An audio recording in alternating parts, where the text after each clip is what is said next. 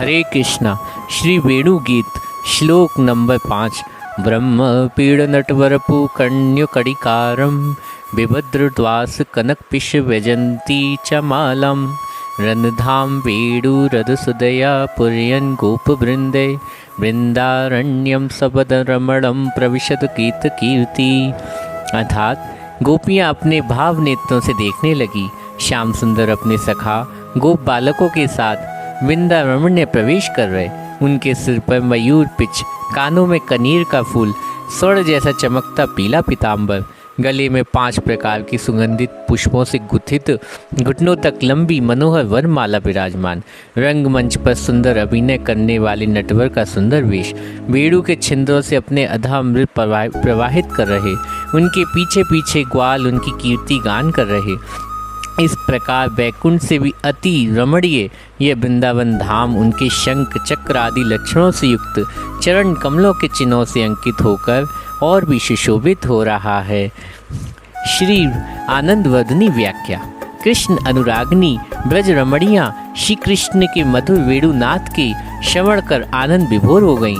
मोहन वेणुनाद आश्चर्यजनक प्रभाव से उनके हृदय में छिपा हुआ कृष्ण अनुराग उच्छलित होने लगा। वह परस्पर वेणुनाद की आश्चर्यजनक माधुरी का वर्णन करने लगी, किंतु जो ही वर्णन करना आरंभ किया तो ही कृष्ण की त्रिभंग ललित रूप राशि, उनकी गमन भंगी बंकिंग दृष्टि, मंद मंद मुस्कान आदि हृदय में स्फुलित होने के कारण प्रेम आवेश में विभोर हो गईं। जैसे मेघ गर्जन द्वारा समुद्र की अगाध जलराशि समलच्छलित होकर बेला भूमि पलान्वित कर देती, वैसे ही कृष्ण के मधुर वेणुनाद से ब्रज रमणियाँ भाव सिंधु उच्छलित होकर आसपास बैठी समजातीय सखियाँ भी पलान्वित करने लगी।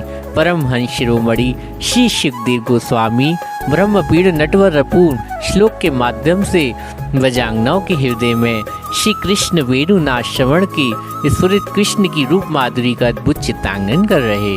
ब्रह्मपीड़ा कृष्ण वेणुनादन करते समय नित्य विलास को पराभूत करने वाली गमन भंगी से वन में प्रवेश कर रहे। काले काले कुंजित केश कलाप मस्तक के बीचों बीच चूड़े के होकर सुशोभित हो रहे। चूड़े के ऊपर चारों मणि मुक्ता द्वारा रचित चूड़ा भरण, उसमें अर्ध चंदन आकृत ग्रथित मयूर पुच्छ को चूड़ा नवीन मेघ के ऊपर इंद्रधनुष की भांति शोभित हो रहा। मयूर पंख इंद्रधनुष के समान इधर एक पर 7 प्रकार के रंग बड़े मनोहर लग रहे। इंद्रधनुष कभी कभी वर्षा काल सूर्य विपरीत दिशा गोचर करता। जब आकाश काले काले बादल छा जाते तब इंद्रधनुष की अपूर्व शोभा होती। कृष्ण नव जलधर मेघ के समान उस पर मयूर पिछ बनी चंद्र का चूड़ा इंद्रधनुष जैसी शोभित होती है। नद वपु नटवर वपु। उस समय कृष्ण को देखकर ऐसा लगता था कि वे अनुपम नटवर रूप में नित्य भंगी वन में प्रवेश कर रहे। उस समय अनुरागवती ब्रज रमणियाँ भाव नेत्रों से कृष्ण की निरूप रूप माधुरी को देखकर परानंद विभोर हो उठी, किंतु वह निश्चित नहीं कर सकी श्री कृष्ण का वपु शरीर नटवर की भांति अथवा उनका श्री मूर्ति ही नटवर। नित्य काल आदित्य निपुण पुरुष को नटवर कहते। उन्होंने मन ही मन विचार किया कि इस त्रिभुवन में ऐसा कौन सा नटवर है जिसे उपमान और कृष्ण वपु को में बताकर कृष्ण वपु को नटवर कहा जा सकता है। कृष्ण सा मुख कमंडल, समुद्र की भांति गंभीर इत्यादि अनेक प्रकार के उपमान उपमेय वाचक शब्द जगत प्रचलित। इसमें चांद और समुद्र यदि उपमान, मुख आदि उपमेय और ऐसे उपमान उपमेय वाचक शब्दों का प्रयोग समय ये देखा जाता है कि उपमान उपमेय की अपेक्षा श्रेष्ठ हुआ करता है। यदि कृष्ण वपु में कोई दूसरा नटवर उपमान होता तो उस नटवर को ही श्रेष्ठ कहना होगा, किंतु कृष्ण के स्वभाव सिद्ध अनुपम रूप माधुरी से बढ़कर त्रिजगत में कहीं भी रूप माधुरी की कल्पना नहीं की जा सकती। इसलिए कृष्ण वपु नटवर की भांति कहना उचित नहीं। यदि कोई कृष्ण वपु को नटवर जैसा सुंदर बताना चाहता है तो उसके द्वारा कहे हुए उपमेय की अपेक्षा उपमान श्रेष्ठ होने के कारण चिरकाल से प्रचलित धारणाओं को परिवर्तित करना होगा। क्योंकि कृष्ण वपु यदि नटवर की भांति है तो उसे ऐसा कहना पड़ेगा कि उपमान नटवर की अपेक्षा उपमेय कृष्ण वपु ही श्रेष्ठ है। इसलिए अनंत उपमेय उपमान श्रेष्ठ होने पर कृष्ण का सौंदर्य, माधुर्य, वेश, आकृति, नित्य गीत, अंगभागी जब उपमेय होता है उस समय उपमान की अपेक्षा करोड़ गुना श्रेष्ठ होता है। देवदेव महादेव नटराज कहते। इस त्रिभुवन में वे नटराज के रूप में प्रसिद्ध हैं, किंतु नटवर कृष्ण नित्य काल में नटराज शिव के गुरु और परम आराध्य हैं, अर्थात अपने सखा गोप बालों और दाऊ भैया के साथ ब्रज भूमि में गौर आचरण करते हुए नित्य आदि परायण कृष्ण वन भूमि विचरण कर रहे।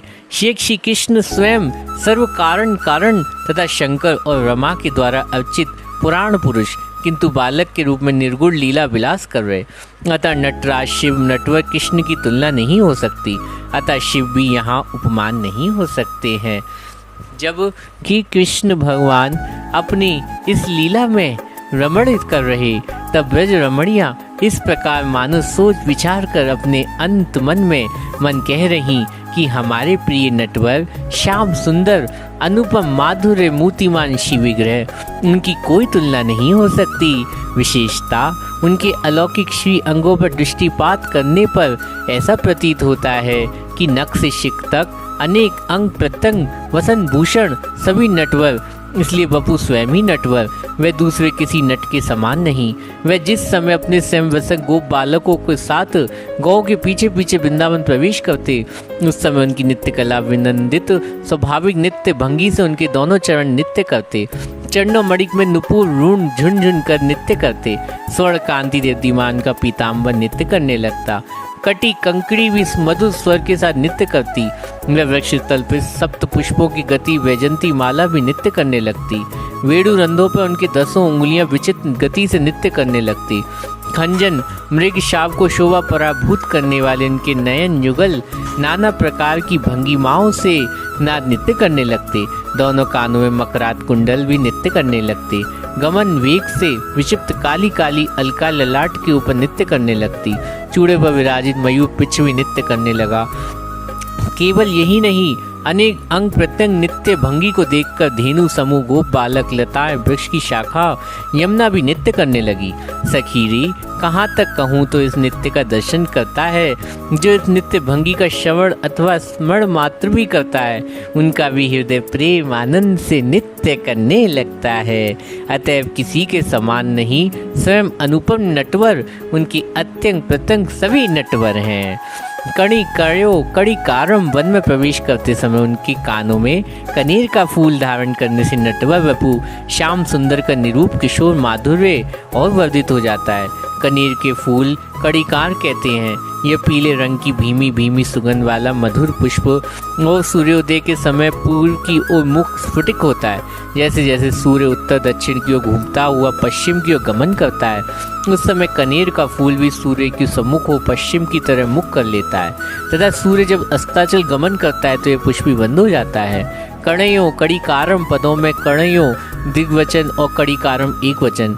इसका गूढ़ तात्पर्य यह है कि रास केशर श्री कृष्ण कनेर के एक ही पुष्प को कभी दाहिने तो कभी बाएं कान पर धारण करते। इससे कृष्ण के किशोर व्यस का अलग हड़पन सूचित होता।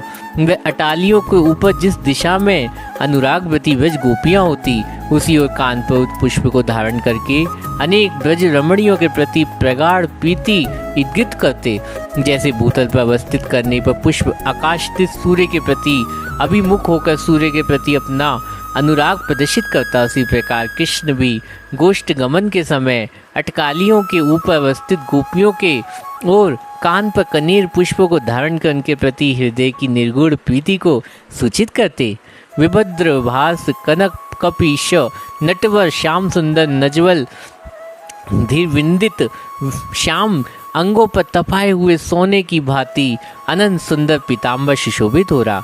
इससे ऐसा लगता है कि वे ब्रज गोपियाँ बहुत प्यार करती, इसलिए उनके समुजल पीत कांति अनुरूप पीताम्बर धारण कर उनके प्रति अनतिरिक्त प्रीति प्रकट कर रहे।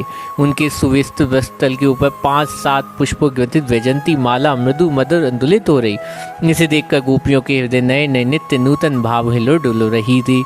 गंधान वेणु रुदय पुरयन नटवर शिव का श्याम सुंदर जब शरतकालीन वन विरोह उपयोगी परम मनोहर वेश से सुसज्जित होकर वेणु वादन करते वृंदावन प्रवेश करते, उस समय उनकी वेणुनाद भंगिमा देख ऐसा प्रतीत होता वे अपनी अधुर सुधा से वंशी को परिपूर्ण कर छिंदहीन कर चेष्टा कर रहे। वेणु उस नित्य संगी, ऐसा इसका निरीक्षण होना ही उचित। कृष्ण का संग पाकर भी किसी के अंदर छिंद रह जाया, ये बड़े क्षोभ का विषय है। किंतु कृष्ण के नित्य संगी वेणु के लिए निच्छिंद होना असंभव है। इसलिए कृष्ण स्वयं अधरामृत के द्वारा उसको पूर्ण करने की चेष्टा करते हैं। श्री कृष्ण जब अपनी उंगलियों के द्वारा वेणु को छिंद्रों को रुद्ध कर पके हुए बिंब फल की शोभा को पराजित करने वाले अपने अध पल्लव पर रखकर फुटकार प्रदान करते, उस समय वेणु के छिंद्रों से बुभ मोहन नाद माधुरी निकलकर स्थावर जंगम सबको मोहित कर देती। किंतु हाय, इसके द्वारा वंशी छिद्र नहीं हो पाई, छिंद ही नहीं हो पाई। कृष्ण की अधरा अमृत वेणु को छिंदों को नादा अमृत परिगत होकर भी बाहर निकल जाता है। इस मधुर नाद के द्वारा सूखे हुए वृक्ष पुष्पित पल्लवित हो उठते, शिलाएं द्रवीभूत हो जाती, किंतु स्वयं वेणु में कोई विकार नहीं होता, उसकी शुकता का अवसान नहीं होता, उसके कठिन अंग तनिक भी द्रवीभूत नहीं होते, किंतु दूसरी ओर सभी के अंग वे द्रवीभूत कर देती। इससे ऐसा लगता है कि जगत में बहुतेरे ऐसे जिनमें अनेक छिद्र है, किंतु कृष्ण किसी को छिद्रहीन करने की चेष्टा नहीं करते। सभी के लिए कृष्ण का संग पाना भी संभव पर नहीं। वेणु ने संद वंश में जन्म ग्रहण किया तथा स्वभाव तो वह सरल जैसा प्रतीत होता, इसलिए उसने कृष्ण का संग भी प्राप्त किया। कृष्ण उसे निच्छंद करने की चेष्टा भी करते, किंतु अंततः साव शून्य होने के कारण कृष्ण का संग और कृपा प्राप्त कर निश्चिंत नहीं हो पाता। इससे वह ज्ञात होता है कि जो लोग अंत साव शून्य होते वे सदवंश जन्म पाकर सरलता के कारण उच्च संग प्राप्त करने पर भी कभी सभी प्रकार के सौभाग्य लाभ से वंचित हो जाते हैं। वृंदावन्य सबरंदमणम सखीरे, ब्रज भूमि में भूतल सर्वाधिक धन्य है, उसमें भी वृंदावन परम धन्य है, जिसके वन प्रदेशी कृष्ण अपने सखाओं के साथ गौराचरण के बहाने वेणु वादन करते सुखपूर्वक विचरण करते, अतः वृंदावन भूमि उनको बड़ी प्रिय है। वृता देखने में भूमि अनंत कठोर प्रतीत होती, इसमें छोटे छोटे निकुले पुस्तक खंड नाना प्रकार के कंटक दिखते, किंतु ऐसा होने पर भी कृष्ण के चरणों के लिए बड़ी सुखकर। यदि ऐसा नहीं होता तो कृष्ण गोलोक वैकुंठ आदि समस्त धर्मों की अपेक्षा मधुतम लीला विलास कर भूमि कृतार्थ क्यों करते। अनंत सभी धामों में भगवान गरुण आदि वाहनों के पीठ पर या रत्न सिंहासन में विराजमान होते हैं, उनके श्री चरणों के मणि खंजित पादु विराजित होती, कहीं भी वे नंगे पांव नहीं दिखते चलते, किंतु इस वृंदावन में गौर चरण के लिए छल से उन्मत्त चरणों द्वारा पैदल विचरण करते तथा ध्वज ब्रज अंकुश कलश आदि चिन्हों से शोभित श्री चरणों की छाप से वृंदावन की भूमि का अलंकृत करते। गो वृंदे गीत कीर्ति, इस प्रकार ब्रजेंद्र नंदन श्याम सुंदर वेणु वादन करते हुए परम सुहावन वृंदावन प्रवेश करते। उस समय उनके सभी ग्वालवान के चारों मंडलाकार प्रविष्ट होकर उनके साथ साथ गमन करते तथा उच्च कंठ से कृष्ण की नित्य लीला वंदनित गमन भंगी वेणुनाथ की कला पराक्रम उदारता आदि गुणों का साधु साधु कहते बुरी बुरी प्रशंसा करते। गौड़ीय वैष्णवचार्य शीलरूप गोस्वामी अपने विधव माधव नाटक में वंशी ध्वनि के विचित्र प्रभाव का वर्णन करते हुए लिखा है। ब्रजेंद्र नंदन श्री कृष्ण वृंदावन में प्रवेश कर जब मंधुर वंशी की तान छोड़ते, उस समय मेघों की गीत रुद्ध हो जाती, संगीत आचार्य गंधर्व श्रेष्ठ तुमरू आचार्य चकित हो जाते और सनकादि ब्रह्मा के मानस पुत्रों की समाधि टूट जाती, सृष्टिकर्ता ब्रह्मा जी विस्मित हो जाते, सुतलवासी बलि महाराज के हृदय में नाना प्रकार की कामना उदित होने उनके चित्त को चंचल कर देती, एवं पृथ्वी को धारण करने वाले शेषनाग मस्तक घूमने लगता। इस प्रकार वेणुनाद ब्रह्मांड में उथल पुथल मचाया हुआ तीनों लोक प्रति व्याप्त हो उठता। इस प्रकार कृष्ण का वेणुनाद समस्त प्राणियों के मन को हरण करने वाला होने पर भी कृष्ण के साथ जिनका जैसा संबंध, उसी संबंध अनुरूप उनके हृदय भिन्न भिन्न भावों की स्फूर्ति कराता तथा उन भावों की चरम सीमा तक वृद्धि करता। जिन लोगों ने श्री कृष्ण के प्रति सांख्य वात्सल्य आदि किसी प्रकार का संबंध नहीं, उनके हृदय में विभिन्न विभिन्न भावों की स्फूर्ति कराता तथा उन भावों को चरम सीमा तक वृद्धि कराता। जिन लोगों ने श्री कृष्ण के प्रति संख्य वात्सल्य मधुर आदि किसी प्रकार का संबंध नहीं, उनके हृदय में केवल वेणुनाथ की माधुरी ही अनुभूत होती और उस माधुर्य सागर में उन्हें डुबोकर मुग्ध जड़ीभूत कर देती, जिनका सांख्य, वात्सल्य, मधुर आदि भावों के द्वारा कृष्ण से संबंध है। वेणु ध्वनि उनके कानों में प्रवेश करते ही उनके भव सिंधु को तरंगित उल्लेखित करते हुए उन्हें आकुल व्याकुल ना जाने कैसी एक अनवर्चीय दशा में उपस्थित कर देती। माँ भाववती ब्रज रमणियों की बात ही नहीं, माँ भाव द्वारा विभावित उन हृदय में जिस समय कानों में माध्यम में वेणु के मधुर अमृत द्वारा प्रविष्ट होती, उस समय उनकी विचित्र दशा उपस्थित हो जाती। कृष्ण मिलन की उत्कंठा से बेचैन हो जाती, इसलिए वंशी ध्वनि सुनते ही अपने उद्गत भावों को कम करने के लिए अविस्ता अवलंबन करते हुए अपनी सखी वेणुनाद माधुरी संबंध चर्चा करने लगती।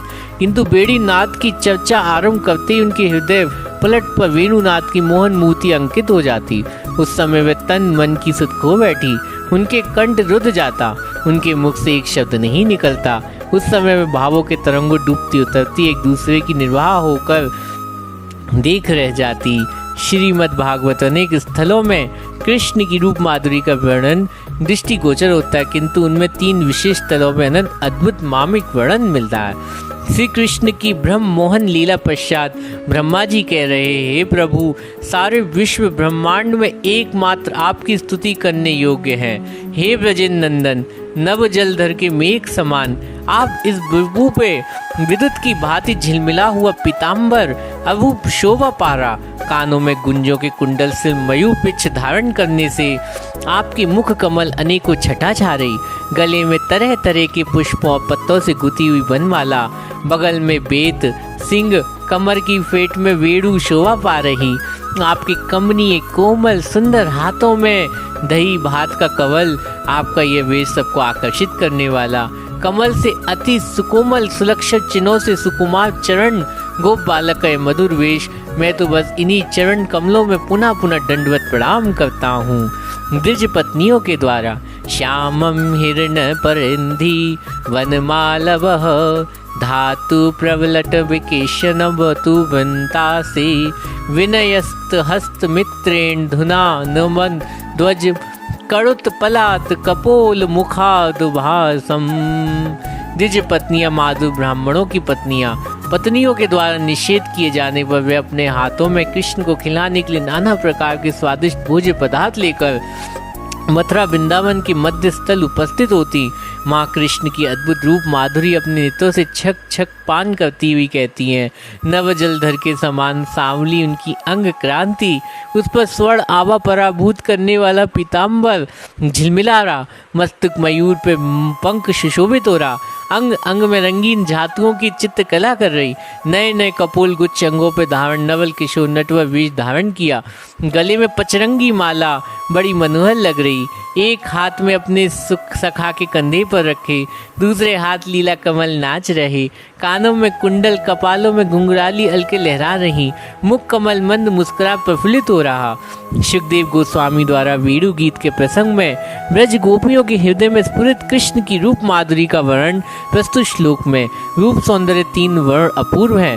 फिर भी तटस्थ रूप विचार करने पर ब्रज गोपियों के हृदय स्फुरित होने वाली रूप माधुरी ही सर्व उत्कृष्ट जान पड़ती। लोक पितामह ब्रह्मा भगवान के अधिकत दास, इसलिए स्तुतियों में ऐश्वर्य संभ्रम मिश्रित दास्य भाव झलकता, इसलिए नौमी इडिय पद पर दास्य भाव सूचित कर रहे। द्विज पत्नियां ब्रह्मा जी से श्रेष्ठ, ऐश्वर्य भाव परिक्षिप्त नहीं होने पर भी उनमें गौरव भाव का कुछ मिश्रण या गंध प्रतीत होती है, क्योंकि वे ब्राह्मणी होने के कारण कृष्ण की माधुरी लीला में प्रवेश और रसवादन करने की अनधिकारी हैं। वे ऐश्वर्य और माधुर्य के मध्य स्थल मथुरा और वृंदावन के बीच भरतौल ब्रह्म हद में खड़ी होकर कृष्ण के मधुर रूप का भावों को अनुरूप दर्शन करती हैं। हो सकता है वे अगले जन्म गोपियों के नुगत्य भजन कर योग माया की कृपा से गोपी जन्म प्राप्त कर नित्य सिद्धा गोपियों के संग के प्रभाव से गोपियों के जैसा कृष्ण का सेवा का सौभाग्य प्राप्त करें। अतः वेणुनाथ के श्रवण से गोपियों के हृदय स्फुरित होने वाली कृष्ण की रूप माधुरी सर्वोत्तम है, क्योंकि अखिल अमृत वसंबृत सिंधु रसिकेश नव किशोर नटवर कृष्ण की सर्वोत्तम रूप माधुरी माँ भाववती गोपियाँ हृदय पट पर चरम सीमा विभावित हो सकती है। हरे कृष्णा।